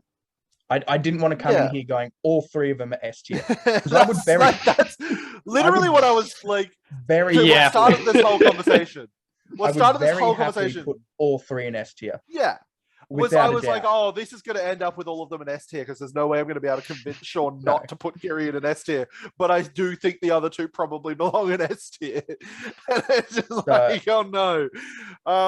But no, that's the thing. Like, I also, I'll play differently, but I'll also like if I had Girion Dale and then came up against, say, survivors with Bard and a Thorin or a Thranduil, suddenly you can't ignore them, and your big hero, you can get away with it because you've got the shooting to be able to like thin numbers and all that kind of stuff. But like, it's tough. The way I like mentally play out what a hero will do is I think of like a list, the same list against the same list, and if I was to play that same game 10 times back to back, yada yada yada, how much of a pain in the ass is that hero in those later games, like game 8, game 9, game 10? How much do I have to think this thing was a real nuisance for me to get off the board? What do I have to do to get this thing off? If I was playing survivors and if I saw Bard, I would be thinking long and hard, how the fuck do I get this thing off the table? D7, I have to get him knocked down to reliably be able to kill him, but then he gets +1 back to me. He's wounding my Bard on 4s, which is really scary. He's really scary. Like he really is. I think he's an insane hero. I think he's exactly what Dale needs, and I love his pose. I love his pose and model so much. I love all the poses. They're so gorgeous. They really are. Yeah. I will say Girion now has the worst pose purely because he just doesn't have his bow out, and I really want a Girion with a great bow. Let's put it this way: I got that Captain of Dale converted into a Captain of Dale with bow. That is just now my Girion because it's so much better than the dub scroll. Because you've got that, he's got like a big fucking Galadriel bow as well. Yeah, he's pointing up and he's got this long, big fuck off Galadriel bow. He's ready to fuck up some guys. The only reason I do like the Girion sculpt more, and it happened in another one of our games, Pat, where Smile went into... I know exactly the one. And Girion's just there looking at going, oh, fuck. I just want to say this, lads. You have unleashed me now. All right. Oh, God, here we go. You two putting Prince We should have put him last. Into S tier. is now got Okay. me on a rampage to put all 3 named heroes into S They're tier. not. It's just not. We will not let that happen. Oh, I we hate are this men of so integrity. It cannot happen. Okay, so the thing is, outside of the Legendary Legion, which is, to be fair, how we always judge these dudes. Yes. I actually think Brand is worse than Bard. 100%. Yep, agreed. Like, obviously 12-inch Standfast is fantastic, but like he's a hero of legend, which is the one hero of legend that I get, which is also very massive. nice. It is very, big. very, very nice. But also suddenly it's not necessary, because in most cases you're not maxing out warbands. Yeah. And the hero of legend, you know, the ability for courage within the Legendary Legion, which is what you're gonna fucking run if you've got him. He just has to be alive. He's just got to be there. He and just if has he's to be not alive, well, you don't have his 12-inch Standfast. So yeah, and so then like you've got a Courage 6 Brand, a Bard anyway. So like, you know, you've got his Standfast regardless. Yeah, I just, I don't know. He's a cool profile. I'll go out and say it. I think he's probably A tier. I think he's a good profile. He has great heroic actions. Doesn't have defense. I do always rate a leader that has more than one fate or has heroic defense. I think it's a little bit of a thing that is up in the air. It's one of those things. Yeah, the fact that he's only got one fate and no defense, and he's your leader, is like.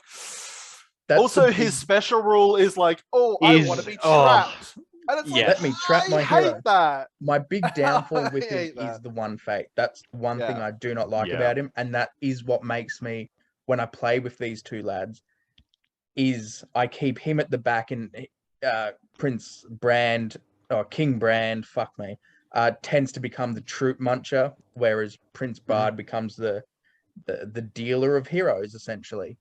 And then when I'm more comfortable, then I can bring in the king. But it is that one fate which does knock him down. Still strength 4 with strike, 3 attacks, D7. D7. Oh, D7. He's great. He's good. He's good. He's good. Yeah, don't get me wrong. Like 8 is still he's fantastic. solid. And like there'd be a lot of armies out there that would happily pay 110 points to get a profile just like that in that list. Oh, exactly. I will say a small thing that I think would make these two models better was if their war gear was swapped and we could take the spear on Brand rather than having the spear on Bard. Really small thing. Does it come up maybe one in every 4 or 5 games? But I think there would be situations or scenarios that you might want to just keep the king safe in case the enemy charges, because he's 3 wounds, 1 fate. I mean, defense 7's awesome, but you can get those charges where you could just kind of get one tapped if a hero's pouring might into it. Really small thing, but I think he's awesome. It's just like it's like if their profiles were swapped around, I'd still probably say I would say that Brand is better than Bard purely with the fact that he would then have 2 fate. Like it's the fact that he's your leader, and it's like it's your leader that suddenly can have like 1 lucky shot that is like, okay, he is now on 2 wounds and I've given away leader VPs. Turn 2. The one fate is definitely it is rough. But the way I look at these two lads is, or just Dale as a whole now, outside of the Legendary Legion, if I'm playing 500 points down, it's Girion without a doubt. I'm not even questioning it. Even at 600, I comfortably go, I can bring these 2 big heroes with a captain and 30-something warriors, and I get 10 bows, a captain with a bow. It is nasty. So that's why, like, if I was playing 500 points and I wanted to take the new heroes, I'm not taking the king, I'm taking Brand. Bard, you can only take one of them. But if I decide to play Dale at 500 points, I'm taking Girion. I'm not even thinking about the other 2 lads. Because Girion Dale at 500 points, I've said it before, I've said it in numerous like other channels and podcasts and shit. Kings of averages that army at 500 points. The only other army that consistently does better, or not better, but is on par with them in my mind, is Hunter Orcs. They probably do better because they get those 2 attacks. But at 500 points, Girion Dale is outrageous. It's 36 models, 37 models, at 500 points. Yeah. Oh, very solid. Yeah. I mean, 12 bows. as well. Yeah, shooting at lower captains. point games always feels so much more oppressive. Yeah. Yeah. Oh, big I time. always find that Yeah. as well. So yeah, Yeah. I fully agree there. agree with that. Yeah. So I reckon. But I do think that he's A tier. Yeah. Though that being said, I'll definitely accept him going A tier because originally I was going to put them both in A tier. The 2 new heroes I was going to put in A tier. That was my original count. Bard's just so good. You look at that profile. He does everything. There's not incredible. a single thing on his profile. Like he even has heroic resolve, right? There's not a single thing on that profile that you can fault him for. The only thing I'll say is like 2 wounds. Yeah. And it's like that's a bit Yeah. yikes. I threw him into Aragon in Return of the King Legendary Legion. I threw him into Aragon. He survived 3 turns losing the fights against Aragon. Yeah. That's fucked. He just That's with Andrew. And yes, he's got Andrew, which is a 4+ to wound to everything. But he just stood there and just was like, no, fuck you. Boop. Oh, I actually won this combat. I didn't kill you. Oh no, but I've held you off for another turn. So he plays that role as well. And whilst that's happening, the king is running around going, oh, King of the Dead, you're dead. Oh, your troops, they're dead. So, another massive thing I'll say about both of these lads is 3 attack shields. Yeah. 6 attack shields. Holy shit. Yeah, 6 attack shielding special rule. Fuck that. On some pretty fairly cheap heroes in the grand scheme of things. Yeah, they're fucked. The Captain of Dale. I really like the Captain of Dale. I adore the Captain of Dale. You guys. You don't say. You don't say. You're in most cases, or if you're taking Girion Dale, you're taking 2 captains, even at 500 points.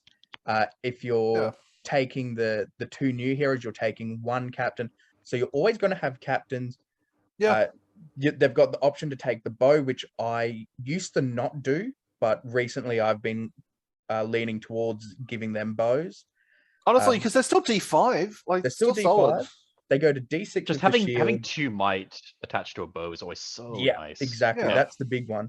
The amount of times I've had my bow block shoot a big beefy hero, and they've taken that hero down to 1 wound, no fate, and then it's my captain's turn. Hits, rolls let's say a 4 to wound, and he needs a 6 or whatever. Oh, cool! It's got 2 might. I'm going to use it. Goodbye. Yeah. Oh, absolutely. It happens on the regular. Yeah. I love taking Dale captains with bows as single drops. Single drop Dale bow captains chucked on top of a building or hidden around. Best snipers in the game. Yeah, well, that's the thing as well. Like in terms of most captains can have a bow. There's very few that are that cheap that can also have a strength 3 bow. Like that's fucked. For 55 points, you've got a strength 3 bow, so hitting on 3s. Hitting on 3, strength 3, 2 points of might. And don't forget, huge. They're fight 5 when things get up close and nasty as well. Yeah, exactly. They're good. Yeah. Yeah. I will say they're absolutely A tier. Like there's I think they are ahead of the king. Yeah. I would almost go. Actually, yeah. You know what? They're definitely ahead of the king. As much as I do want to put them into low S tier, I'm not going to do it because you guys will lose your shit. Like if this was your tier list, it would just be S across the fucking board. That's why you guys are here. That's why you guys are here. But no, like throwing these captains into say like a captain of Minas Tirith, or literally most other captains that aren't elves, or even being able to throw it into like a fucking Rohan hero, like throw these guys into Aemma, shield up, you win the fight, or you draw. Cool. What's it going to be? A 50-50 roll off? Yeah. And here's my 50-point model holding up your like 120-point model. They do it on the and you can do it with confidence. Girion, okay. Girion, S tier. So S. He goes S. I will die on this hill. Girion, for me, consistently puts work in. The question that I'll throw out that I think is a really important distinction that we should make calmly as a group. Yeah. Do we Liam? Do we think that the Dale captains are better than Girion? No. Do you think there's an argument to be made ever for that statement? Oh, I mean, okay. See, I think there's 100% an argument to be made for it. I don't know if it's the right argument, but with how cheap argument the nonetheless. army is Okay, and how so- many you can put in. Yeah. So are into you a list, talking 'cause Sean was just talking pure about captain, just a pure captain list? Well, no. So like, I mean, you know, let's just say, for example, like, I mean, it comes down to what you're saying before with captains. It's like the point you pay for their value, right? You know, Yeah. you can get 50% of a captain for Girion's cost over a captain, right? So you can take 1.5 captains for a Girion. Yeah. Fair. I have no doubt in my mind 2 captains will do more work than Girion. They should. That's why, you know, they're more expensive than Girion. Yeah. But you know, I maybe throw out the argument that possibly the captains are better point value than Girion. I think Girion is really good, and I think a lot of his value comes down to how hot you're rolling with those rapid shots. And then it's so difficult when you have a character that's so bait like that. Yeah. So, like, if you look at their stat line, purely on stat line as well, like, so say, for instance, we're going to give Girion his great bow, and we give Captain one of their options, so a bow or a shield. So 80 and 55 points. You look at their stat line, if you've given the Captain a shield, their stat lines are near identical, aside from courage. And then it's like the heroic stats of might, will, fate. You're losing a point of might and a point of will for what is 25 points less. Like, granted, you're getting rapid fire, very, very good. It can, and obviously the great bow, strength 4 over strength 3 Escroth bow, also very good. I genuinely think there is an argument to be made that Captain is close to a Girion. Yeah. In saying that, like, all 100% fair, and I do tend to agree there. But when you're playing Dale, would you go, I'll take 2 captains over Girion? I would always take Girion. I would always take Girion. Yeah, like that. That's because of how cheap the models are. You're never not. It's not like Survivors. You're like, do I take Bilbo or Gandalf or Bar? Like, where are my big options? Every hero here is like 110 points or less. Right? It's also mainly that you don't have any other options. Like, if I had other, well, like, as in obviously now you have other options with the 2 new lads. Like, taking a captain with bow is, it's Girion light. In the other two, with the other 2, it's baby Girion. It's baby Girion, which is what my captain with bow started off as. His name was baby Girion, and still is. No, my big thing just with Dale in general and just shooting. One thing that's always stuck with me from the Green Dragon podcast from years ago was the statement of a good player knows when to bring their bows into combat. And that counts for Girion as well. He's your only striking hero when you take him, but you bring him in at the right moment. And if you haven't used his might to shooting, which sometimes you will. You can do that more often than not. I do. Occasionally I will use his might to get that extra shot, and pays off on the regular. But if I've still got that might and I do need to take out this hero or whatever, I've suddenly got my striking hero coming in late game. Yeah. Odds are my opponents use their might for moves and stuff, because it makes your opponent comfortable in, I don't need to strike, so I'm going to call heroic moves or heroic combats.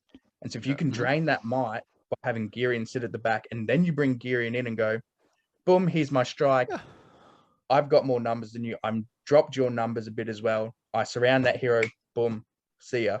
Thanks for and that's where it's not necessarily his bow that does all the work. It does a lot of work, and I love that strength 4 bow. It has won me games dropping people off objectives.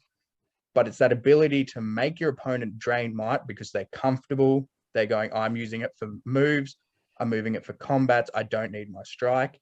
And then Girion waltzes in, potentially on full stack might, and goes, hi, I've got 3 turns of striking. Odds are I need to roll a 2+ to get higher than you. Well, I mean, the same argument could, be thrown out there for the captains of Dale. If they have a shield, you're rolling four dice with them, which is, in some capacity, you can be more reliable to actually win the fight without needing that 6, not having the strike. I think what you're saying is 100% right, and I'm a massive slut for heroic strike. Get it in me, right? I love it. Like I do it way too much. Good. I'm very lukewarm on heroic strike. See, I love it because it's like the mind games you get to play with your opponent, and I'll always aim to play lists and gravitate towards lists that are very stacked on might. And look, I mean, I haven't played. The only times I've played against Dale have been with Smog. So my experience with them is very skewed in not how a normal game would play. So look, I don't have a lot of experience with Dale, but when I look at these things on the paper, I can see Girion as an absolute no-brainer. You take him in list because he has strike. He's the only strike in the army. You have to take him. If he was legend, he would be amazing. He's 100% worse than the prince. That's what I'm about to put that forward. 100%. We've got Bard 2 in S tier. Yeah, you can't really compare those two. Bard is better. No. If you're looking at the models 1-on-1, 100% Bard is well and truly better. If you're just looking at those two together, but incorporating into the army list, which I guess our tier lists really aren't too much about, but it once again comes to that points value. Would I take Girion over Bard at 500 points every day of the week? I actually probably would take Bard over Girion at 5 if it was just those two. If I had the option, if I was building a list, I lean towards Liam's list that he mentioned earlier, where you don't bring the king, you bring the prince, and I think that's how I would tackle building a list like this. But that's again, in our experience, shooting is garbage. Especially the thing I really don't like about shooting in general is in a good army, it's so easy to negate people shooting. Like in terms of if you've got a good army and you've got a bunch of shooting, it's like, oh, I'm gonna, if I've got I don't know, a sentinel or a spectre or just any kind of ability to move your models, I can go, oh, this model's going to be here now, and that's 8 shots that you can't take. We've only got 2 minutes left on this because we've got 40 fucking minutes on heroes. 40 minutes oh god, okay. It's only 4 of them. So it's 4 heroes and we've talked about it for 40 minutes. I'm going to say he goes into S tier, but I'm going to throw it out to the council. You two can put him wherever the fuck you want. In my mind, he is S tier though, and he will sit there. I think Girion is top of A tier. I think he's top. I am of the same opinion. Purely, like, I totally get where you're coming from. With your points for sure. I do, but it is. I can't help but see the heavy bias in your opinion. Look, no, it is. It has been after playing this army for 3 or 4 years now. Yeah. It is really fucking difficult not to have a biased opinion. Oh yeah. I went so long with this army, undefeated, until fucking Nick Rendell showed up. But yeah, that's the thing. Yeah, like, so it's a very good army, and I think you obviously play it very well. But I think, objectively speaking, in terms of their stat line, Girion is not going to be in the same tier as Bard. I can't do it. It's just very, very difficult to. Yeah, I think being objective. I will give you being tough. I will give it to you that he is very high A tier and probably teetering on S. Like, he is still very good. Yeah. I think there's an argument to be made. Such a love for this army. It's not funny. And that's even before the 2 new heroes came in. My love for this army is something else. One stat change of, like, maybe he had D7 Girion, or he had the ability to have a shield or 3 attacks or something that had one extra little bit, just a tidbit, and like an extra 5 points or something. I would put him in S tier for sure. He should have the Legolas. It should be a 3+ Legolas shot. I think would be perfect for him. To be honest, I think I would actually love to see that on, like, baked into his profile. Yeah, Let's just give him the fucking black arrow. That was Heroes 40 minutes later. I don't apologize. Oh my god, I've still got so many worries. Don't worry. I got this easy for you boys. You ready? Do you want me to just rattle it off like that? No. Here we go. Let's we'll bake it a little bit. All right. But I do think Warrior with just C tier. shield. Fuck Yeah. off. Yeah, Don't want agreed. You're gonna take the spear. You might as well.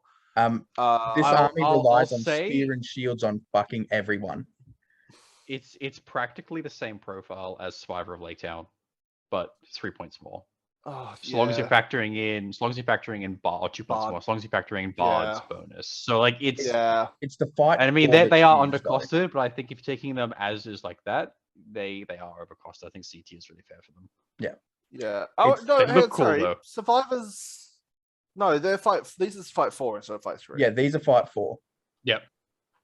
Yeah.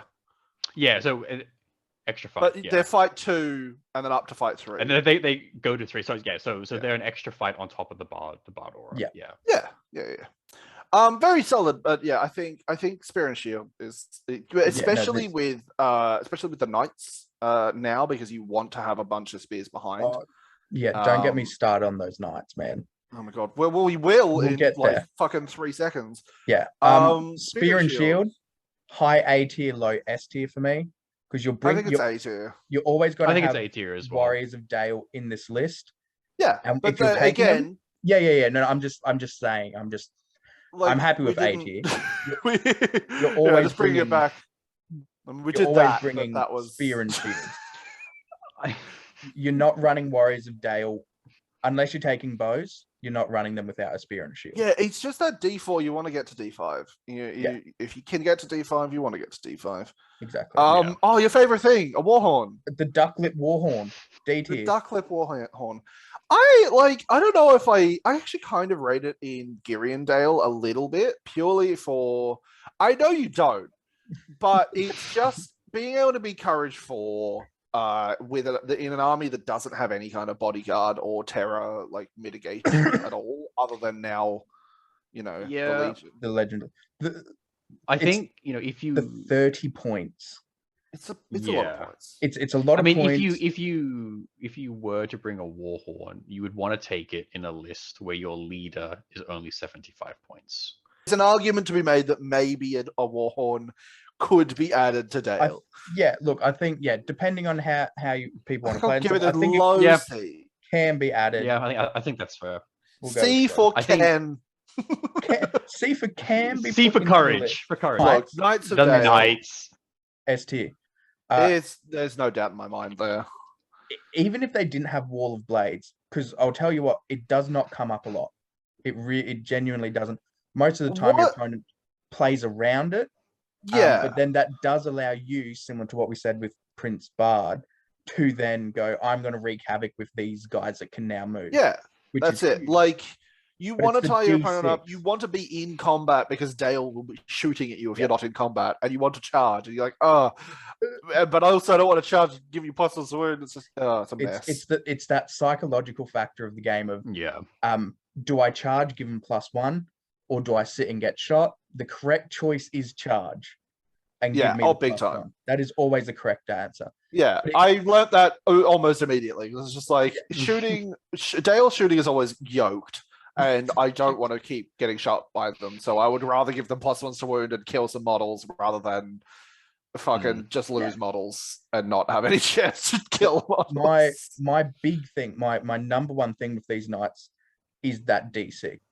D6. Oh yeah, D6. It's so reliable, so reliable. Outrageous. Yeah. And because they're your frontline troops, you're laughing. Yeah, I will say as well. Argument for Warhorn onto Knights of Dale. Courage 5, baby. 5. That is, it's pretty nice. That is pretty nice. At like that 11-point level, they're practically elves. Right? Yeah. You're basically dropping a fight for the potential to get +1 wound. I actually think that's realistically a pretty fair trade. Yeah, honestly. And fight 4 in most cases will get the job done. Yeah, fight 4 is if you're fight 4, that's a solid army. Yeah. Any army that's fight 4, very nice. Very nice. Ridiculous. And yeah, D6, Also incredibly solid. You got D6 warriors, absolutely incredible. If Um, it's the D6, I can't get over the D6. I genuinely can't. If they dropped Wall of Blades, which they won't, and I'm glad they won't because it's incredible. But if they drop Wall of Blades, the D6 is still enough to get me really fucking excited about this. Would you still pay 11 points for them though? I would probably want. I think I would, but I think I would be sitting there kind of complaining a little bit, saying they should be 9 or 10 points if they didn't have Wall of Blades.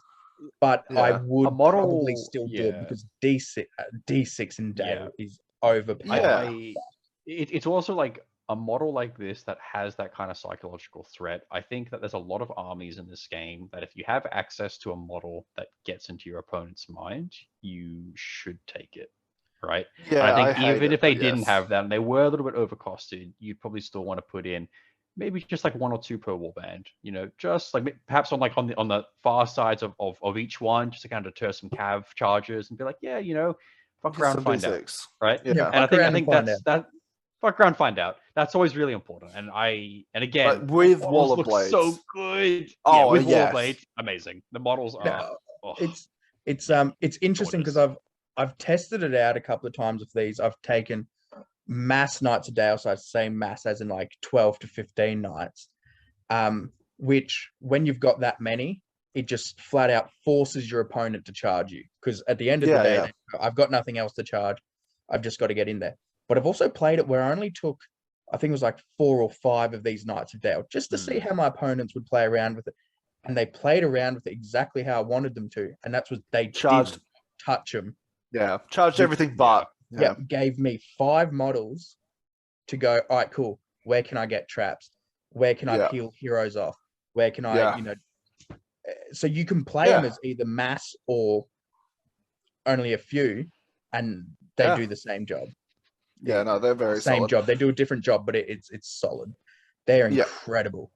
I will point out, stat line wise, for 1 point less, you get an Urquhart warrior. With D6 and strength 4, fight 4. You lose a courage, you lose Wall of Blades. I rate Wall of Blades over, or +1 to wound, sorry, not Wall of Blades. I rate +1 to wound over strength. Over +1 strength.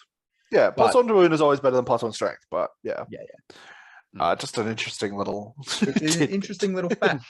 When we do factoid, that's the next. Yeah, there you go. Get the fucking Windlance. It's look now, at these dudes. Look at these dudes. It's now a warrior thing. It might not even be in the Dale list anyway. It's technically not in the Dale list. It's only in the Legendary Legion. I think we go about this as if it is in the Dale list. I think that's probably the right option. I think that's there's enough typos in this fucking book that I can't not just assume that this is another fucking typo. I used to say the Windlance just flat out in Dale, shit, never take it. I took it as a meme once because me and Pat had a grudge match. Round 1, Snarl versus Dale. What happened? That Windlance didn't shoot once. So that says it all. I spent that whole tournament like 170 points down. Yeah, big. Anytime I would look over, there'd be this little Windlance in the corner of the table. Would be glaring at it. I'm like, oh, buddy, I'm sorry. Look, God. It's one of those things. I think that sometimes I wake up in the middle of the night, 2 a.m. in a cold sweat, thinking synergies. Right, and I mean, it just puts the fucking fear in people. And I've played against so many siege weapons. I sit down across from one. I still ask them, what exactly does that do? Right? Like I've played against them so many times. I know, but I have to make sure it is precise and it changes how I play. And I think because of that, they're always pretty good. And in a list like this, where your most expensive model is like 115 points, I could see some real merit to it. Is it much of a gimmick? Look, obviously I haven't seen these on the table. My only experience with the wind lance was watching it not shoot me. So I don't really have a lot of input on this, but even if it didn't kill a lot of things, it does change the way the game plays. So I've seen it I've seen it a lot of different ways, but the thing you've seen it crumpled up in my hand, thrown in the bin. Yeah, I have seen that. Yes, thrown across a room. Yeah. No, the wind lance, this wind lance, I think is actually finally viable, but. Yes. That's it. That being said, it's mainly just because it's uncrewed by your big hero and it's still a siege weapon. Now, but of siege weapons, it's kind of the worst siege weapon. It is, without a doubt, the worst siege weapon. You compare it to the Isengard Ballista. The Isengard Ballista is cheaper. It's got piercing shot. It's still also got accuracy. It might not be strength 10. It might not be hitting on 3s, but you take. I will say as well, though, it is. This wind lance is small over the Isengard's being large. True. But that's like, I can lose an extra crew if I want to, kind of thing. Now, my big thing with the wind lance, and I've crunched the numbers is the wrong thing, but thinking about it and gone with my gut.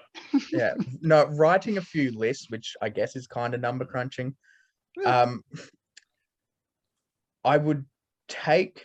This is once again thinking that the wind lance is actually part of Dale and you can take it with Girion.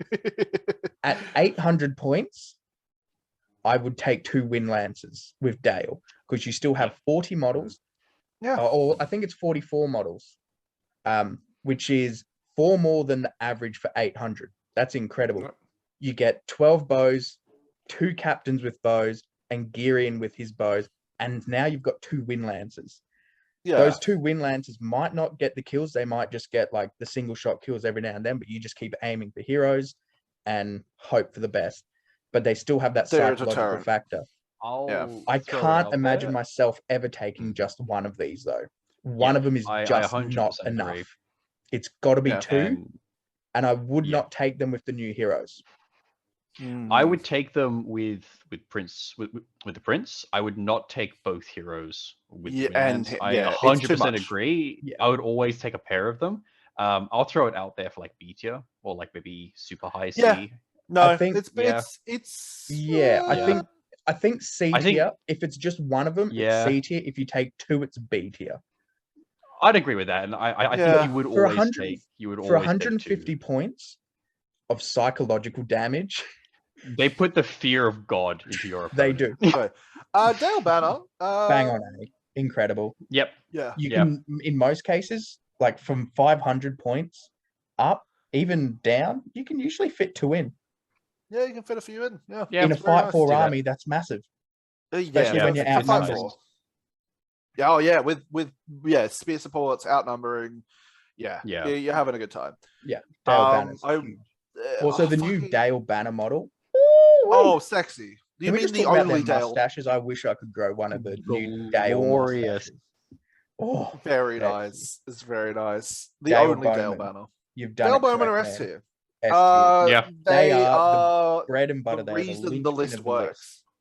Yeah. They are what makes this list. I think they're above Knights.